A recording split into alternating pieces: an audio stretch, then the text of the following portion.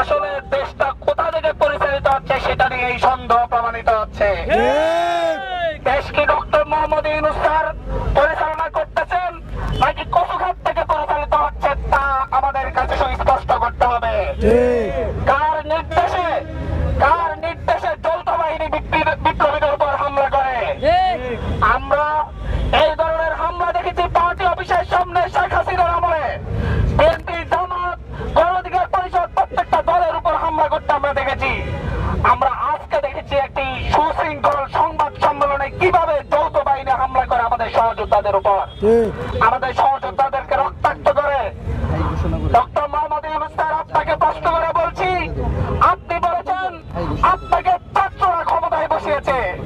আপনি ছাত্রদের বলতে আপনি বিপ্লবীদেরকে বুঝিয়েছেন যারা শেখ হাসিনার বিরুদ্ধে ঐক্যবদ্ধভাবে লড়াই করেছে।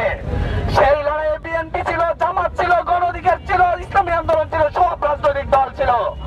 আর যারা আপনাদেরকে ক্ষমতায় বসিয়েছে আজ তাদেরকে রক্তাক্ত করছে আপনার প্রশাসন। আপনাকে জবাব দিতে হবে। যারা আমাদের এই অভ্যুত্থানকে ধারণ করে, যারা আমাদের এই অভ্যুত্থানকে লালন করে, যারা এই অভ্যুত্থানের কারণে আজ ক্ষমতায় আসেন, তাদেরকে বলবো আপনার সহযোদ্ধাদের উপর সহযোদ্ধাদেরকে রক্তাক্ত করা হয়েছে। এরপরও আপনারা চেয়ারে বসে রাখতে পারেন না। হয় বিচার করুন, নয় ওই চেয়ার ছেড়ে দিয়ে এসে আমাদের সাথে শাহবাগের মঞ্চে একত্রিত হন। আসিফ নজরুল স্যার ফেসবুকে পোস্ট দিয়েন না, ফেসবুকে পোস্ট না দিয়ে আমাদের সাথে এখানে এসে গলা মিলান। আসিফ মাহফুজ আলম সকলকে বলছে আমাদের সাথে এখানে এসে গলা মিলান।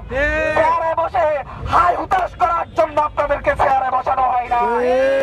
আপনারা চেয়ারে বসেছেন আওয়ামী লীগের বিচার করার জন্য, শেখ হাসিনার বিচার করার জন্য, জাতীয় পার্টির বিচার করার জন্য, জিএফ কাদেরের বিচার করার জন্য, আপনার সহযোদ্ধা লুটদের উপর হামলা করার জন্য নয়।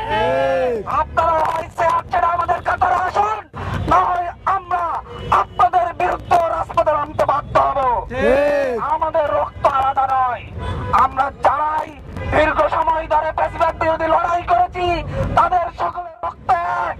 সেই রক্ত তারেক রহমানের হোক, সেই রক্ত মির্জা ফখরুলের হোক, সেই রক্ত নাহিদ ইসলামের হোক কিংবা নুরুল হক নূরের হোক, এই রক্ত সকলের এক। বিপ্লবীদের রক্ত, যারই রক্ত লাগে। চেয়ারে যারা বসে আছেন, আপনাদের হৃদয়ে আঘাত লাগলে আপনারাও আমাদের সাথে কণ্ঠ মিলান। একসাথে আমরা দেশ গড়বো, একসাথে লড়বো, না হয় মরবো। ধন্যবাদ। ইনকিলাব জিন্দাবাদ। জিন্দাবাদ জিন্দাবাদ।